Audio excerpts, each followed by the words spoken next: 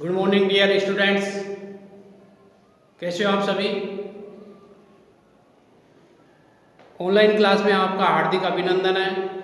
आइए इस लेक्चर में आज हम चर्चा करेंगे चित्रकार राम कुमार वर्मा के बारे में। किसके बारे में? चित्रकार राम कुमार वर्मा के बारे में अपन चर्चा करेंगे। चित्रकार राम कुमार वर्मा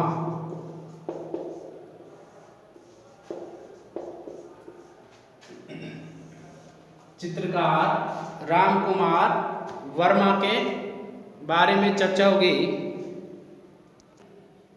सबसे पहले अपन चर्चा करेंगे इनके जन्म के बारे में। किसके बारे में? जन्म के बारे में। इनका जन्म 1924 ईस्वी में कहाँ पर हुआ था? शिमला में हुआ था।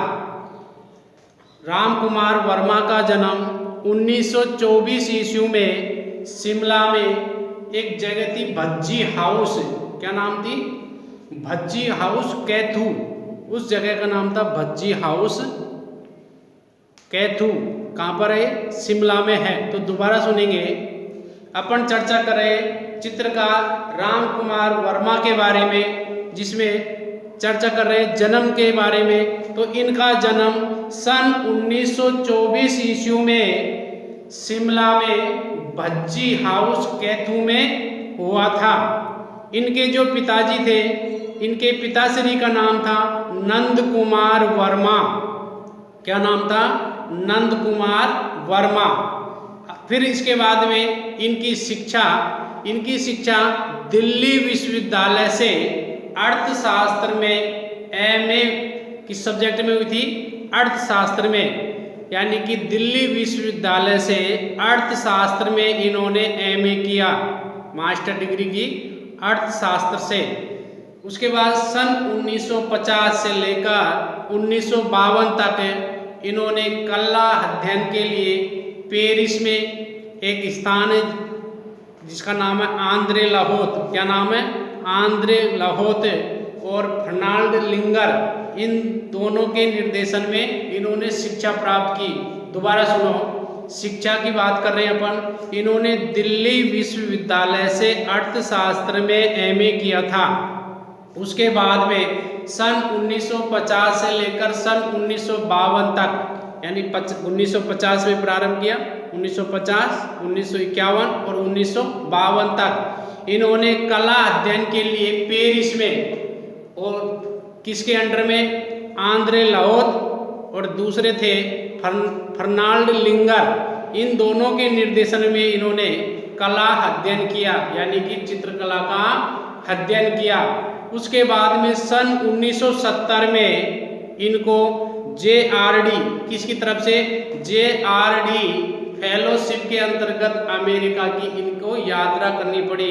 दोबारा सुनेंगे। सन 1970 में JRD फेलोशिप के अंतर्गत राम कुमार वर्मा को अमेरिका की यात्रा करनी पड़ी। उसके बाद में अपन चर्चा करेंगे इनकी कला यात्रा के बारे में। किसके बारे में? कला यात्रा के बारे में। तो चित्रकार राम कुमार वर्मा में वातावरण की उदासीनता और उल्लास को प्रस्तुत करने की एक अद्भुत क्षमता थी। यानी कि ये किस प्रकार का चित्रण करते थे? अपने वातावरण को देखते हुए और उस वातावरण में फैले हुए उस उल्लास को देखते हुए अद्भुत चित्रकारी करते थे। यानी कि ये प्राकृतिक दृश्य बनाने में माहिर थे। इन्होंने अपने चित्रों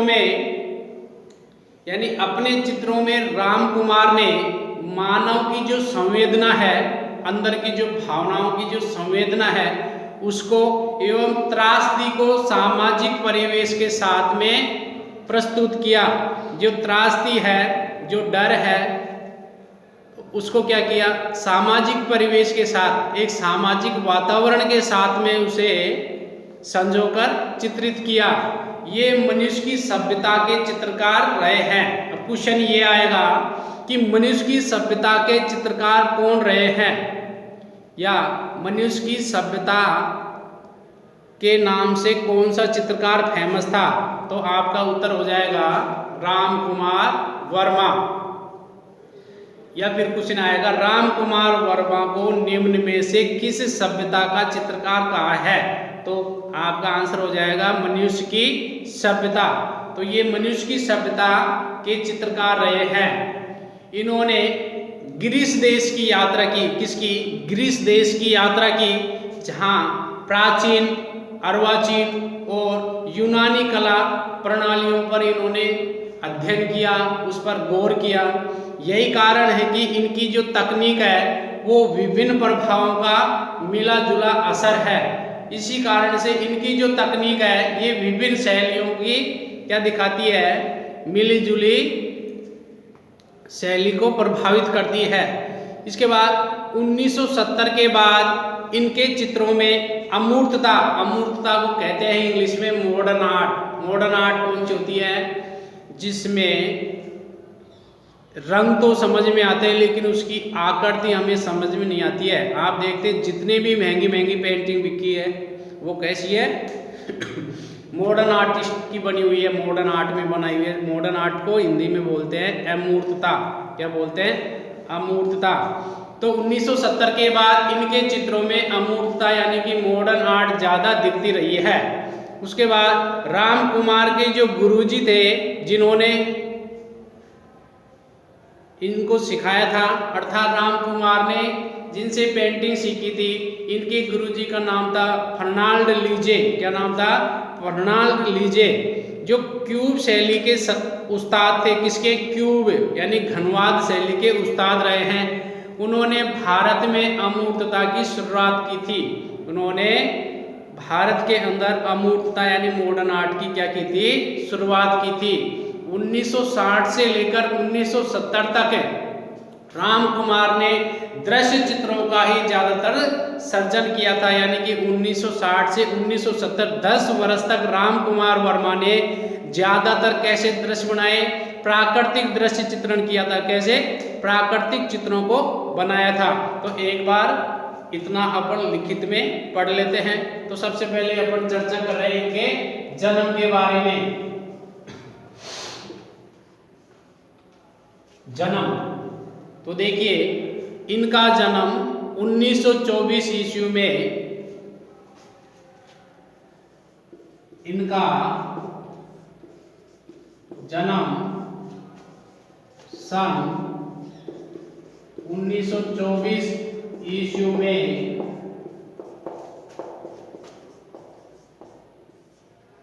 शिमला के भज्जी हाउस कैथू में हुआ था। इनका जन्म सन 1924 ईस्वी में शिमला के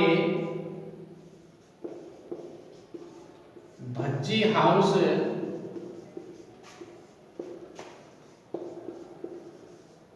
कैथू में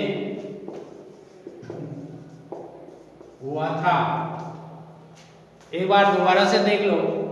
जन्म के बारे में अपन चर्चा कर रहे हैं कि राम कुमार वर्मा का जन्म सन 1924 ईस्वी में शिमला के भज्जी हाउस कैथू में हुआ था।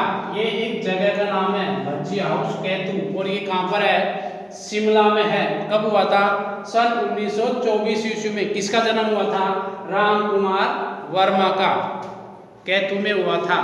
इनके पिताश्री का नाम नंद कुमार वर्मा था। पिताश्री कौन थे? नंद कुमार वर्मा।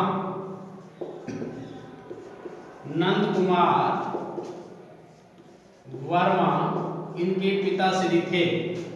इसके बाद में अपन चर्चा करें इनकी शिक्षा के बारे में कि इनकी शिक्षा कहाँ से और किस विषय में हुई थी। शिक्षा, अब शिक्षा में इन्होंने दिल्ली विश्वविद्यालय से अर्थशास्त्र में एमए किया था। शिक्षा में लिखेंगे अपन दिल्ली विश्वविद्यालय,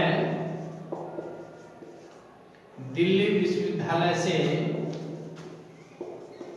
अर्थशास्त्र में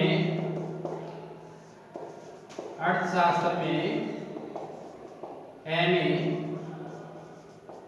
किया या एमए की शिक्षा प्राप्त की। दोबारा सुनो पूरी लाइन को। अपन चर्चा कर रहे हैं कि शिक्षा के बारे में कि दिल्ली विश्वविद्यालय से अर्थशास्त्र में एमए की शिक्षा प्राप्त की। उसके बाद में सन 1950 से 1952 तक राम कुमार वर्मा कला अध्ययन के लिए पेरिस में गए थे। सन 1950 से लेकर 1952 ईस्वी तक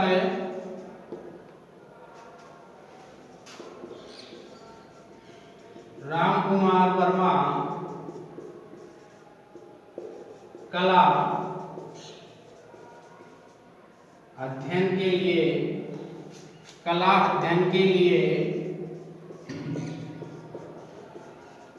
पेरिस गए। कहाँ गए? कला अध्ययन के लिए कहाँ पर गए? पेरिस में। और पेरिस में जाकर इन्होंने किससे कला शिक्षा सीखी? आंद्रे लाहोत से और दूसरा फर्नाल्ड लिंगर से। तो लिखेंगे पेरिस में इन्होंने आंद्रे लाहोत, क्या नाम है? आंद्रे लाहोत एवं फर्नाल्ड, एक तो है आंद्रे लाहोत, दूसरा फर्नाल्ड लिंगर।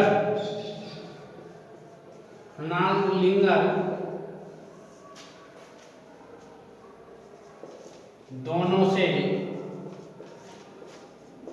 कला शिक्षा प्राप्त की। एक बार दोबारा से सुन लो, फिर उसके बाद में आगे की चर्चा करेंगे। अपन चर्चा कर रहे हैं चित्रकार राम कुमार वर्मा के बारे में। सबसे पहले चर्चा हुई है इनके जन्म के बारे में। इनका जन्म सन 1924 ईस्वी में शिमला के भज्जी हाउस कैथू में हुआ था। कहाँ पर हुआ था? शिमला में हुआ था और स्थान का नाम है भज्जी हाउस कैथू में। यदि एग्जाम में आ जाए कि राम कुमार वर्मा का जन्म कब और कहाँ हुआ था, तो आप लिखेंगे सन 1924 ईस्वी में शिमला में। अगर इतना लिख दिया तो भी ठीक है, या फिर आप लिख देंगे 1924 ईस्वी में शिमला के भज्जी हाउस कैथू में हुआ था तो भी ठीक है। लेकिन अपन को याद रखना है कि शिमला में कौन सी जगह। अगर एग्जाम में जगह का नाम पता नहीं है तो उसमें मोस्टली जो जगह है, राज्य है, उसका तो नाम लिखना ही है और सन भी याद रखनी है। उसके बाद में इनके पिता के बारे में पढ़ते हैं। इनके पिताश्री का नाम नंद कुमार वर्मा था। अब आते हैं शिक्षा के बारे में। शिक्षा दिल्ली विश्वविद्यालय से अर्थशास्त्र में एमए की शिक्षा प्राप्त की थी। कौन से सब्जेक्ट में? अर्थशास्त्र में। क्या किया? एमए किया था, यहाँ से मास्टर डिग्री की थी। और कहाँ से की थी? दिल्ली विश्वविद्यालय से। उसके बाद में सन 1950 से लेकर 1952 तक, यानी 1950, 1951 और 1952 3 वर्ष के लिए तक राम कुमार वर्मा कला अध्ययन के लिए कहाँ चले गए? पेरिस में चले गए। कहाँ चले गए? पेरिस, फ्रांस में चले गए। पेरिस कहाँ पर है? फ्रांस में। तो पेरिस में इन्होंने क्या किया? आंद्रे लाहोत एवं फर्नाल्ड लिंगर, ये 2 गुरु बना लिए इन्होंने। एक तो था आंद्रे लाहोत और फर्नाल्ड लिंगर, दोनों से कला शिक्षा प्राप्त की। अब ये तो फ्रांस पेरिस में गए थे ना, वहाँ तो विदेश हो गया, तो विदेशों में तो ऐसे ही नाम मिलेंगे, आंद्रे लाहोत और फर्नाल्ड लिंगर। थोड़ा सा याद रखना है आपको, आंद्रे लाहोत और फर्नाल्ड लिंगर। क्वेश्चन आएगा कि राम कुमार वर्मा ने कला शिक्षा किससे प्राप्त की थी? याद आएगा कला शिक्षा कहाँ प्राप्त की और किससे प्राप्त की? तो पेरिस में आंद्रे लाहोत और फर्नाल्ड लिंगर से इन्होंने कला शिक्षा प्राप्त की।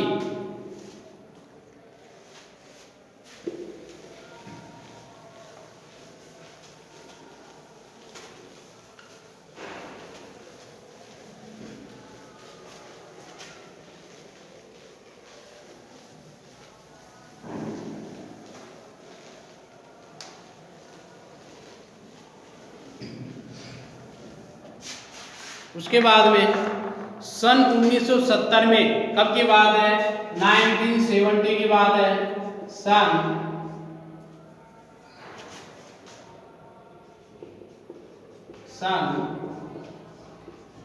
1970 ईस्वी में 1970 में JRD फेलोशिप के अंतर्गत अमेरिका की यात्रा की।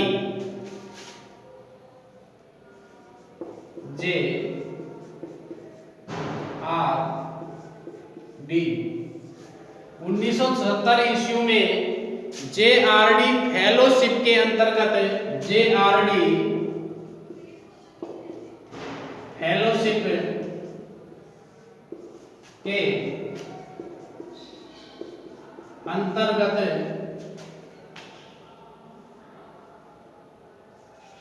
अमेरिका की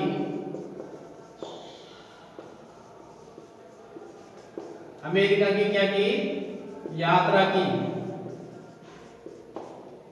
दोबारा सुनो, सन 1970 ईस्वी में JRD फेलोशिप के अंतर्गत अमेरिका की यात्रा की।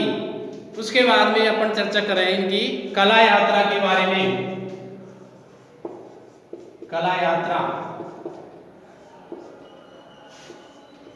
और कला से संबंधित इनकी क्या क्या यात्राएं रही, कहाँ गए, कहाँ पर कला प्रदर्शनी लगाई, ये सब के बारे में इसमें पढ़ेंगे। तो चित्रकार राम कुमार में वातावरण की उदासीनता और उल्लास को प्रस्तुत करने की एक अद्भुत क्षमता रही है। तो लिखेंगे चित्रकार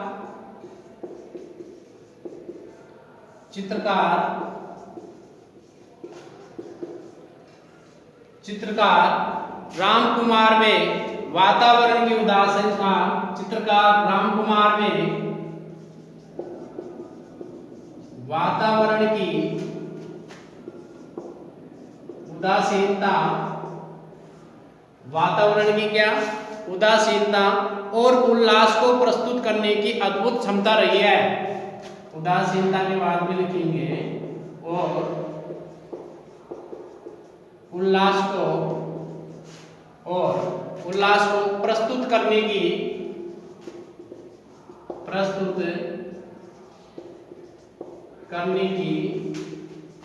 एक अद्भुत क्षमता रही है। चित्रकार राम कुमार में वातावरण की उदासीनता और उल्लास को प्रस्तुत करने की एक अद्भुत क्षमता रही है। इनके चित्रों में मानव संवेदना और त्रासदी को सामाजिक परिवेश के साथ में प्रस्तुत किया गया है। तो लिखेंगे इनके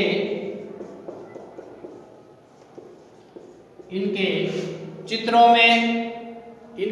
में मानव संवेदना एवं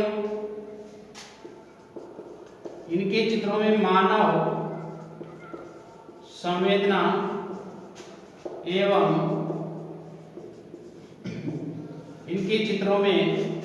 मानव संवेदना एवं त्रासदी को सामाजिक परिवेश के साथ में प्रस्तुत किया गया है। त्रासदी परिवेश को, सामाजिक परिवेश को क्या किया है, प्रस्तुत किया है। त्रासदी सामाजिक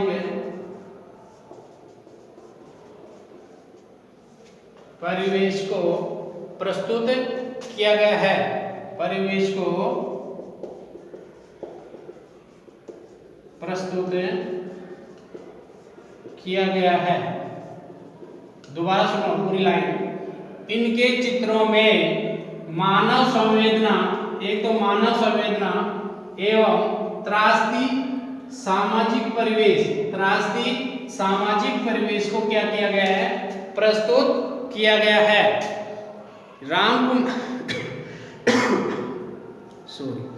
राम कुमार है वो मनुष्य की सभ्यता के चित्रकार भी कहलाते हैं। तो लिखेंगे ये मनुष्य की सभ्यता के चित्रकार भी कहे जाते हैं। यानी कि इनको मनुष्य की सभ्यता का चित्रकार भी कहते हैं। क्वेश्चन आएगा कि मनुष्य की सभ्यता के चित्रकार किन्हें कहते हैं, तो आप तुरंत आंसर दे देंगे किसको, राम कुमार वर्मा को। राम कुमार वर्मा को मनुष्य की सभ्यता का चित्रकार भी कहा जाता है। इन्होंने ग्रीस देश की यात्रा की, किसकी, ग्रीस देश की। इन्होंने ग्रीस देश की भी यात्रा की। यानी कि ये ग्रीस गए, किसके लिए गए, अपने कला कार्य के लिए ये ग्रीस भी गए, जहाँ प्राचीन, अर्वाचीन और यूनानी कला प्रणालियों पर इन्होंने कार्य किया। इन्होंने ग्रीस देश की यात्रा की, जहाँ पर प्राचीन, अर्वाचीन, जहाँ पर प्राचीन, अर्वाचीन और यूनानी कला प्रणालियों पर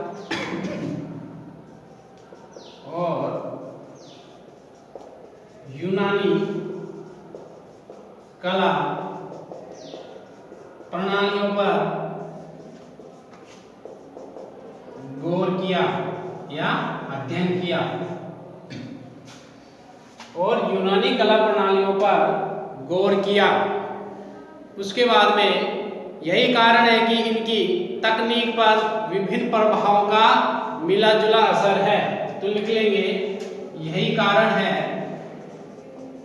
यही कारण है कि इनकी कला पर, इनकी तकनीकी कला पर, इनकी तकनीकी कला पर अनेक यानी विभिन्न प्रभावों का मिला जुला असर है। तो इनकी तकनीकी कला पर विभिन्न प्रभावों का मिला जुला असर है। एक बार दोबारा से सुन लो। सन 1970 ईस्वी में इनको JRD फेलोशिप के अंतर्गत कहाँ जाना पड़ा, अमेरिका की यात्रा करनी पड़ी। उसके बाद में अपन पढ़ेंगे कला यात्रा कि चित्रकार राम कुमार में वातावरण की उदासीनता और उल्लास को प्रस्तुत करने की एक अद्भुत क्षमता भी रही है। इनके चित्रों में मानव संवेदना एवं त्रासदी सामाजिक परिवेश को प्रस्तुत किया गया है। ये मनुष्य की सभ्यता के चित्रकार भी कहे जाते हैं। इन्होंने ग्रीस देश की भी यात्रा की, जहाँ पर प्राचीन और अर्वाचीन यानी कि प्राचीन और उससे पहले और उसके बाद के और यूनानी कला प्रणालियों पर इन्होंने गौर किया, उनका अध्ययन किया, उनके बारे में जानकारी प्राप्त की। इसी कारण से इनकी तकनीकी कला पर विभिन्न प्रभावों का मिला जुला असर देखने को मिलता है। यानी कि इनकी जो कला है उस कला में विभिन्न कलाओं का असर मिलता है। यानी कि चित्र में विभिन्न प्रकार की कलाओं का असर इसलिए मिलता है कि ये अलग अलग पद्धतियों पे कार्य करते थे और अलग अलग पद्धतियों पे कार्य करने के लिए ये विदेशों की जो तकनीकी थी उसको भी ये इस्तेमाल करते थे। तो भारत के अंदर ये तकनीकी आर्टिस्ट भी रहे। आगे की चर्चा करते हैं अपन।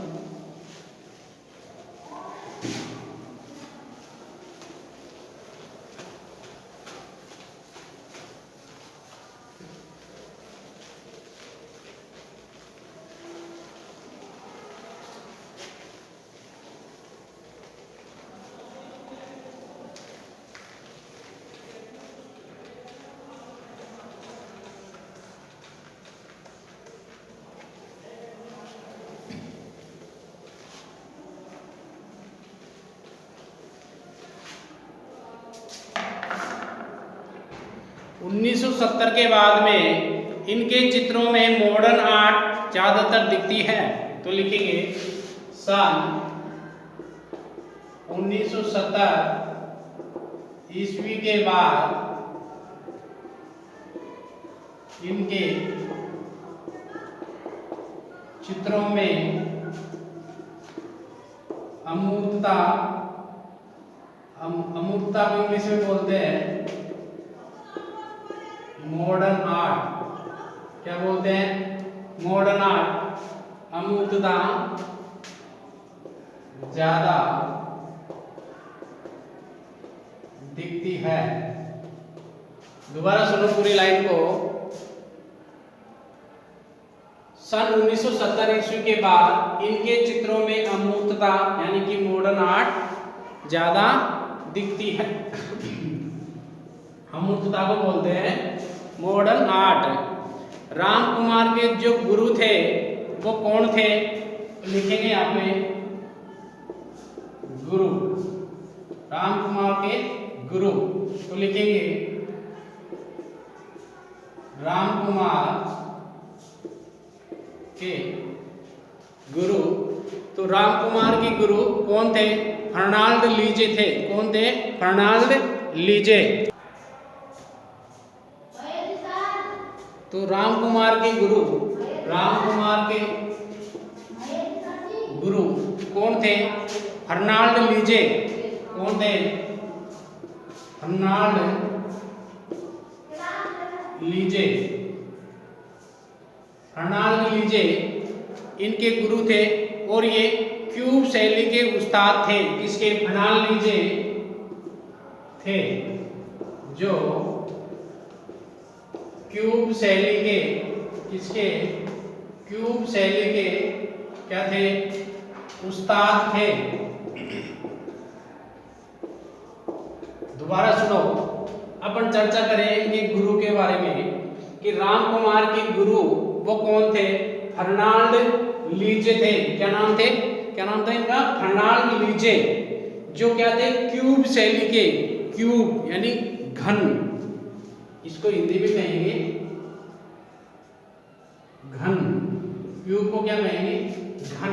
तो ये क्यूब शैली के उस्ताद थे यानी कि इस तरीके से ज्योमेट्रिकल फॉर्म्स इस प्रकार के चित्र ज्यादा बनाते थे। क्यूब शैली में घनवादी चित्रकार थे। तो इनके ऊपर भी राम कुमार के ऊपर भी इनकी क्यूब शैली का असर रहा है। इन्होंने भारत में अमूर्तता की शुरुआत की थी। आगे लिखेंगे इन्होंने भारत में अमूर्तता की शुरुआत की थी। इन्होंने भारत में अमूर्तता की शुरुआत की थी। तो क्वेश्चन ये आएगा कि भारत में अमूर्तता की शुरुआत किसने की थी? आपका आंसर हो जाएगा फर्नाल्ड लीजे ने की थी। किसने? फर्नाल्ड लीजे ने, जो राम कुमार के क्या रहे हैं? गुरु रहे हैं। इनसे इन्होंने कला शिक्षा प्राप्त की। उसके बाद में 1960 से 1970 तक, कब की बात है? सन 1960 से 1960 ईस्वी से 1970 ईस्वी तक, 1960 से 1970 ईस्वी तक इन्होंने राम कुमार वर्मा ने दृश्य चित्रों का ही ज्यादातर सर्जन किया है। तो लिखेंगे 1960 से 1970 तक आपने दृश्य चित्रों का ही अधिक सर्जन किया था। 1960 ईस्वी से 1970 ईस्वी तक आपने किसकी बात हो रही है यहाँ पर? राम कुमार वर्मा की। आपने दृश्य चित्रों का ही अधिक सर्जन किया। दृश्य चित्र कौन से होते हैं? दृश्य चित्र होते हैं प्राकृतिक दृश्य। कौन से? प्राकृतिक दृश्य वाले चित्र होते हैं ना, जैसे कि इस तरीके से पहाड़ बना दिया, सूर्य, पक्षी बना दिए। उसके बाद में इस तरीके से घर, झोंपड़ी, पेड़ पौधे, इस तरीके से जो सीन बनते हैं वो किस में आते हैं? प्राकृतिक दृश्य में आते हैं। इस तरीके से लैंडस्केप भी बोलते हैं जिनको। ये क्या हो गया? ये हो गया प्राकृतिक दृश्य हो गया ये।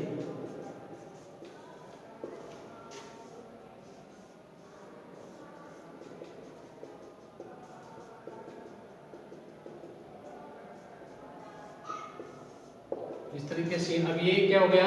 एक प्राकृतिक दृश्य हो गया। तो ये प्राकृतिक दृश्य बनाने में क्या थे? माहिर थे। प्राकृतिक दृश्य।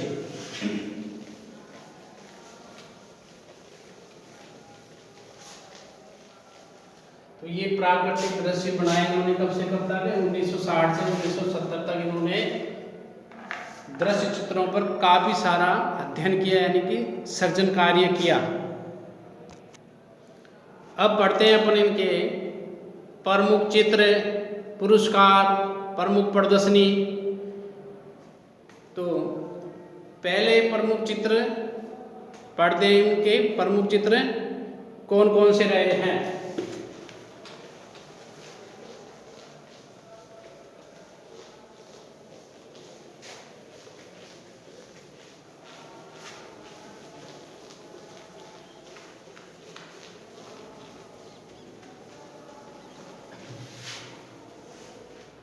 आज मैं वैसे ही एक बार आपको प्रमुख चित्रों के बारे में जानकारी दे देता हूँ।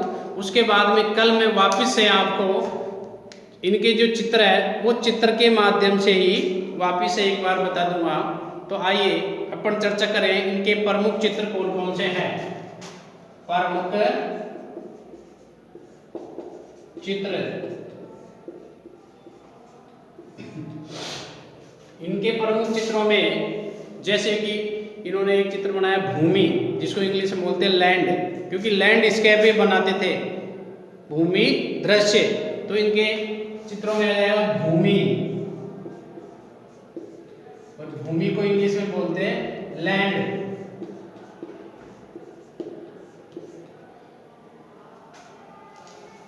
उसके बाद में इन्होंने बनाया आसमान, क्योंकि प्राकृतिक दृश्य बनाते थे उसमें आसमान तो बनाना स्वाभाविक है।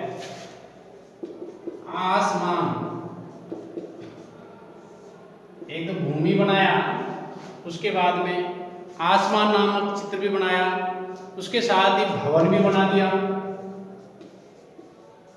भवन, भवन के बाद इन्होंने बनाया आधुनिकता के संस्कार। कौन सा? आधुनिकता के संस्कार, आधुनिकता के संस्कार नाम की एक पेंटिंग बनाई। फिर बनाया कौतूहल, कौतूहल, कौतूहल नाम की भी एक पेंटिंग बनाई इन्होंने। फिर बनाया विस्मय, पेंटिंग का नाम है विस्मय। पीड़ा, विस्मय बनाया, पीड़ा बनाई। बेरोजगार नाम की एक पेंटिंग बनाई। कौन सी? बेरोजगार, बेरोजगार नाम की भी इन्होंने एक पेंटिंग बनाई। उसके बाद में बनाया इन्होंने स्नातक। कौन सी? स्नातक, स्नातक नाम की भी एक पेंटिंग इन्होंने अपनी लाइफ में बनाई। उसके बाद बनाया निराश्रित। कौन सी? निराश्रित, निराश्रित नाम की पेंटिंग भी राम कुमार वर्मा की एक फेवरेट पेंटिंग रही है, निराश्रित। उसके बाद में इन्होंने वाराणसी श्रृंखला बनाई थी। कौन सी? वाराणसी श्रृंखला। और यह क्वेश्चन कई बार एग्जाम में पूछा गया है। वाराणसी श्रृंखला क्वेश्चन आया था कि वाराणसी श्रृंखला नामक प्रसिद्ध चित्र किसने बनाया था?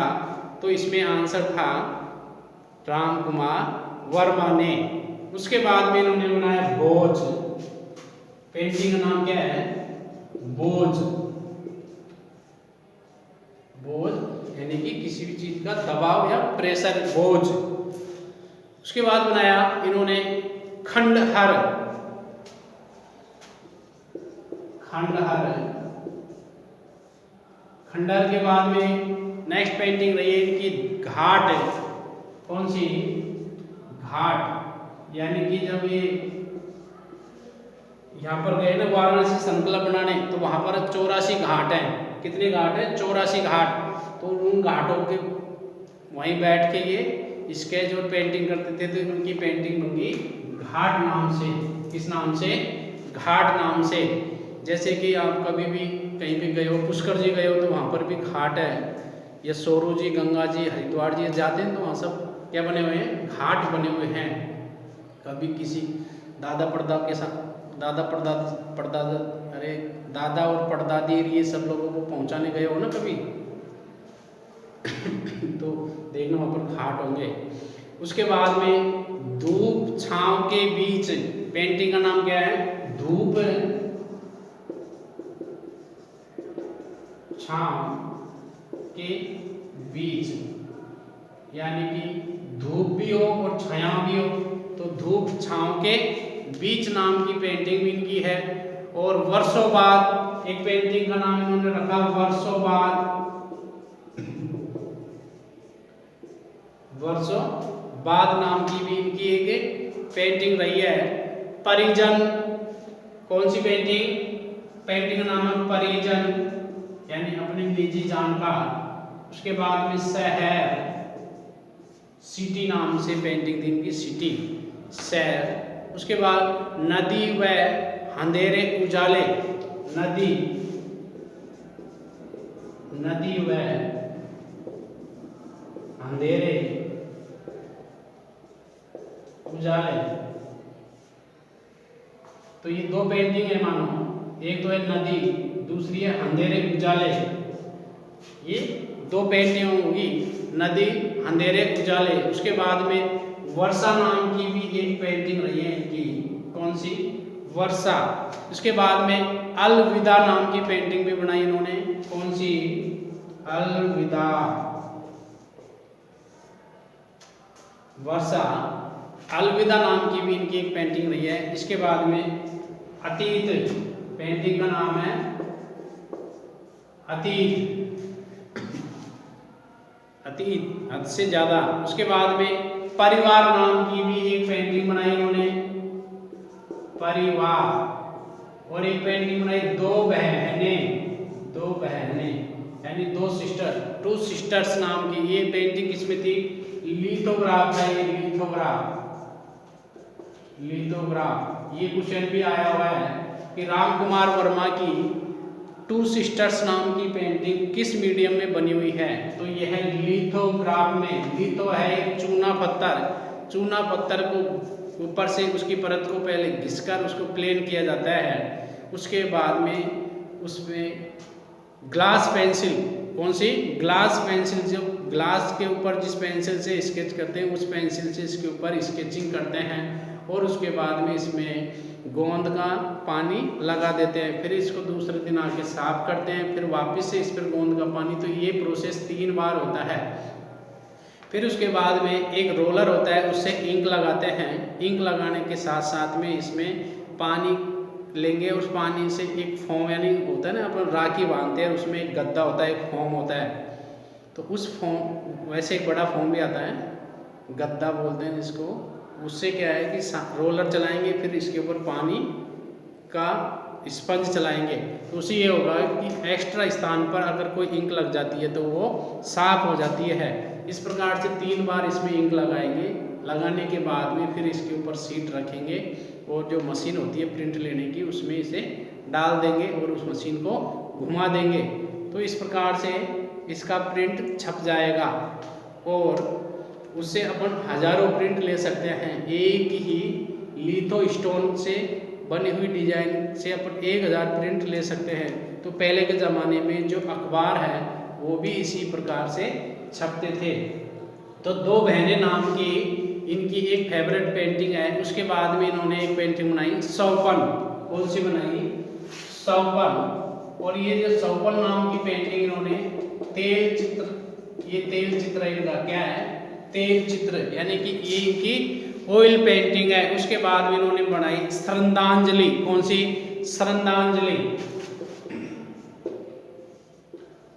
श्रद्धांजलि नाम की भी एक पेंटिंग इन्होंने अपनी लाइफ में बनाई, श्रद्धांजलि। उसके बाद में इन्होंने पेंटिंग बनाई नगर दृश्य। कौन सा? नगर दृश्य। श्रद्धांजलि नगर दृश्य नाम की पेंटिंग भी बनाई। और उड़ान नाम की एक पेंटिंग भी इनकी फेवरेट पेंटिंग रही है। कौन सी? उड़ान। उड़ान नाम की पेंटिंग भी बनाई। और एक पेंटिंग बनाई बसंत। बसंत ऋतु आती है ना, तो उस ऋतु से लेकर भी इन्होंने एक पेंटिंग बनाई। और एक पेंटिंग थी इनकी धार। क्या नाम था? धार नाम की पेंटिंग, धार। और इसके अलावा और कौन सी पेंटिंग थी इनकी थी सानिती का कबूतर। कौन सी? सानिती का कबूतर। सानिती का कबूतर नाम की पेंटिंग भी इन्होंने बनाई, सानिती का कबूतर। और कैदी का सौपन नाम की पेंटिंग भी इनकी फेवरेट रही है। कैदी जो जेल के अंदर बंद होते हैं और उन कैदियों का क्या सपना होता है, उसको पेंटिंग को इन्होंने क्रिएट किया। कैदी का सौपन, जेल के अंदर जो कैदी होते हैं उन कैदियों का क्या सपना होता है, उसको भी इन्होंने बनाया। इसके बाद में श्रमिक की भूख नामक पेंटिंग भी इनकी प्रसिद्ध पेंटिंग रही है। कौन सी? श्रमिक की भूख नामक पेंटिंग भी इनकी फेवरेट पेंटिंग रही है। उसके बाद में इन्होंने बनाया श्रमिक की मौत। श्रमिक की मौत, श्रमिक की मौत नामक पेंटिंग भी इन्होंने बनाई। श्रमिक की भूख, यानी कि कोई श्रमिक है, मजदूर आदमी मजदूरी करते करते भी वो भूखा रहता है, इस चीज़ को उन्होंने फीलिंग के अंतर्गत समझा। और श्रमिक की मौत, यानी भूखे मरते मरते मेहनत करते करते भी उसकी क्या हो जाती है? मौत हो जाती है। तो इस टाइप की पेंटिंग भी इन्होंने बनाई। एक बार वापिस से चर्चा करते हैं अपन चित्रकार रामकुमार वर्मा की प्रसिद्ध पेंटिंगों के बारे में। इसके बारे में प्रसिद्ध पेंटिंगों के बारे में कि इनकी प्रसिद्ध चित्रकारी कौन कौन सी है। तो देखिए, चर्चा कर रहे हैं अपन प्रमुख चित्रों के बारे में। इन्होंने बनाया भूमि। कौन सा? भूमि, जिसको इंग्लिश में कहते हैं लैंड, क्योंकि भूमि दृश्य बनाते थे, प्राकृतिक दृश्य भी बोलते हैं इनको, या दृश्य चित्र भी बोलते हैं। तो भूमि का मतलब लैंड, तो लैंडस्केप ये बनाते थे। यहाँ को स्टेप में लिख लेंगे और भी आगे अच्छा समझ में आ जाएगा। स्केप, लैंडस्केप यानी भूमि के दृश्य। इसके साथ में अगला चित्र कौन सा है? आसमान, यानी कि इन्होंने आसमान को भी बनाया, क्योंकि आसमान में भी मौसम के अनुसार देखते हैं आप, आसमान में अलग अलग कलर दिखाई देते हैं। कभी कभी आप देखते हो बरसात के दिनों में साफ वातावरण होता है, और कभी कभी जैसे रुई के कोई ढेर हो वैसे दिखाई देता है। बादल ऐसे भगते हुए दिखाई देते हैं, कभी नीला और कभी घना काला। बारिश के टाइम पे जब बादल काले हो जाते हैं, बारिश आने का मौसम हो जाता है, बिजली कड़कती है, तो अलग अलग प्रकार के बादल दिखते हैं अपन को। तो इन्होंने भी क्या किया? आसमान को चित्रित किया। उसके बाद में भवन, यानी कि मकान, कच्चे घर, इन सबको इन्होंने चित्रित किया। आधुनिकता के संस्कार, आधुनिकता जो अभी वर्तमान में जो मॉडर्न चल रहा है, मॉडर्न, उसके संस्कार कैसे संस्कार है उसको भी इन्होंने चित्रित किया। कौतूहल को चित्रित किया, विस्मय, पीड़ा, बेरोजगार, स्नातक, निराश्रित, वाराणसी श्रृंखला। वाराणसी कहाँ पर है? वाराणसी यूपी में है, जिसका दूसरा नाम है बनारस। क्या बोलते हैं? बनारस। बनारस के पान बहुत फेमस है, कभी बनारस जाओ तो एक बार जरूर खा के आना। तो बनारस श्रृंखला भी इन्होंने बनाया। और बनारस में जो मार्केट है उसकी बहुत पतली पतली गलियां हैं। यदि उस गली में एक गाय घुस जाए ना गलती से, तो मान लो कि जगह ही नहीं बचेगी। तो वाराणसी श्रृंखला भी इन्होंने बनाई। उसके बाद में भोज नाम की पेंटिंग, खंडर, जो पुराने भवन हवेलियां ये सब है वो खंडर हो जाते हैं ना, तो वैसे खंडरों को भी इन्होंने बनाया। उसके बाद में घाट नाम की पेंटिंग बनाई, धूप छांव के बीच वाली पेंटिंग, वर्षों के बाद, परिजन, शहर, नदी, अंधेरे उजाले, वर्षा, अलविदा, श्रमिक की मौत, श्रमिक की भूख, इसके अलावा अतीत, परिवार, दो बहनें, जो लिथोग्राफ में बनी हुई पेंटिंग है। और उसके बाद में इधर आ जाओ, सौपन, ये इनका तेल चित्रण था, यानी कि ऑयल पेंटिंग थी। श्रद्धांजलि, नगर दृश्य, उड़ान, बसंत, धार, सानिती का कबूतर और कैदी का सौपन आदि इनकी प्रमुख पेंटिंग रही है। तो देखिए एक बार वापस से अपन इनकी प्रमुख चित्रों के बारे में चर्चा कर लेते हैं, क्योंकि इनमें से कुछ चित्र आपको याद रखना जरूरी है। एग्जाम में क्वेश्चन आ जाएगा कि राम कुमार वर्मा के बारे में संक्षिप्त से परिचय दीजिए। तो आपको क्या करना है, उनके जन्म के बारे में, उनकी कला शिक्षा के बारे में, उनकी कला यात्रा के बारे में, उनके प्रमुख चित्रों के बारे में, प्रमुख पुरस्कार व सम्मान के बारे में, प्रमुख प्रदर्शनी आदि के बारे में, और लास्ट की लाइन में अपन लिखेंगे उनकी मृत्यु के बारे में। यानी चित्रकार के जन्म से लेकर मरण तक का विवरण उसमें लिखना है। और इसमें जो चित्र होते हैं, एग्जामिनर जो कॉपी चेक करता है वो क्या करता है, जो चित्र लिखते हो आप इनके प्रमुख चित्रों में, तो उन चित्रों को विशेष रूप से पढ़ता है। बाकी उनकी कला यात्रा में आप कुछ जोड़ जाड़ के लिख सकते हैं, लेकिन उनके प्रमुख चित्र तो उस एग्जामिनर को भी याद रहते हैं, तो उनके चित्र तो स्वयं के ही लिखने जरूरी होता है।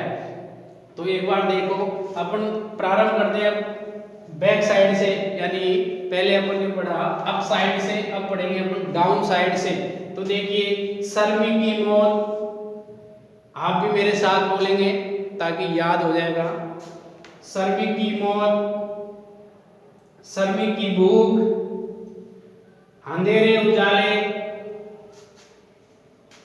दो बहनें, और ये पेंटिंग बनाई थी लिथोग्राफ में, चूना स्टोन बोलते हैं जिसको, चूना पत्थर, या फिर इसको बोलते हैं लाइम स्टोन।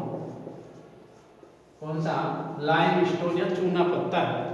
उसके बाद में परिवार, अतीत, बोझ, खंडर, घाट, धूप छांव के बीच, वर्षों बाद, परिजन, शहर, नदी, वर्षा, अलविदा।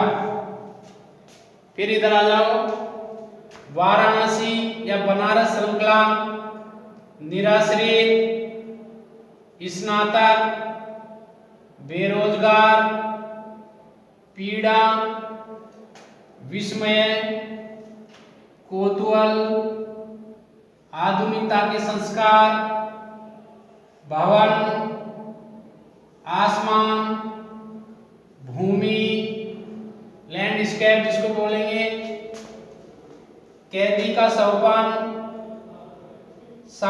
सानिती का कबूतर, धार, बसंत, उड़ान, नगर दृश्य, श्रद्धांजलि और सौपन, तेल चित्र आदि इनके प्रमुख चित्रों में माने गए हैं या इन्होंने बनाए थे। अब आपको इनके चित्र याद करने का दूसरा तरीका, जैसे कि आपने पढ़ा भूमि, तो चित्र का नाम लेते ही तुरंत चित्रकार का भी नाम आप साथ में याद लेंगे तो तुरंत याद हो जाएगा। जैसे कि भूमि, राम कुमार वर्मा, आसमान, राम कुमार वर्मा, भवन, राम कुमार वर्मा, आधुनिकता के संस्कार, राम कुमार वर्मा, कौतूहल, राम कुमार वर्मा, इस प्रकार से आपने इनके सारे चित्र पढ़ लिए, कौन कौन से चित्र थे। ये पढ़ने के बाद में अपनी जो नोटबुक है उसको आप क्या कर देंगे, बंद कर देंगे और एक खाली पेज लेंगे, रफ कार्य यानी रफ कॉपी लेंगे और उसमें पेन से लिखेंगे इनके प्रमुख चित्र।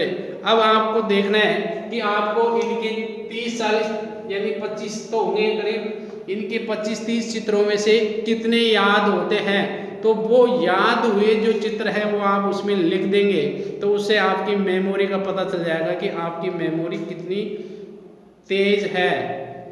यदि कम है तो आपको क्या करना है, आपको कुछ ड्राई फ्रूट्स भी मंगाने हैं जिसमें बादाम है। बादाम को बारीक काट के अपने दूध में पटक दो, उसको हल्की चीनी डालो और उसे पी जाओ। तो बादाम और दूध या फिर गुड़ अगर आप डाल देंगे दूध के अंदर, गुड़ चीनी की जगह, तो वो भी आपकी याददाश्ती को क्या कर देगा, तीव्र कर देगा।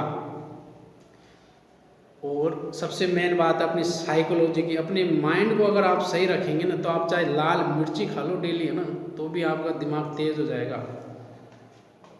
इसलिए मैं बता रहा हूँ आप स्वस्थ रहे, और स्वस्थ मस्तिष्क में स्वस्थ सरस्वती विराजमान करती है, ध्यान रखना। तो ये थे राम कुमार वर्मा के प्रमुख चित्रों के बारे में। वापस पढ़ाने की ज़रूरत है तो बताओ, नहीं तो मुझे लगता है कि 2 बार अपन ने इनको पढ़ लिया, आपको याद भी होने लग गया होगा, और बाकी आप लिख के इसे याद कर लेंगे। मुझे पता है कि आप ये सारे चित्रों को रट लेंगे, लेकिन इनके जो मेन चित्र हैं देखो, एक तो ये भूमि है, उसके बाद में बेरोजगार है, वाराणसी श्रृंखला है, 3 तो ये है, और 2 बहनें, ये मोस्ट इम्पोर्टेंट है, शहर, और उसके बाद कौन सा आ गया, सानिधि का कबूतर और नगर दृश्य।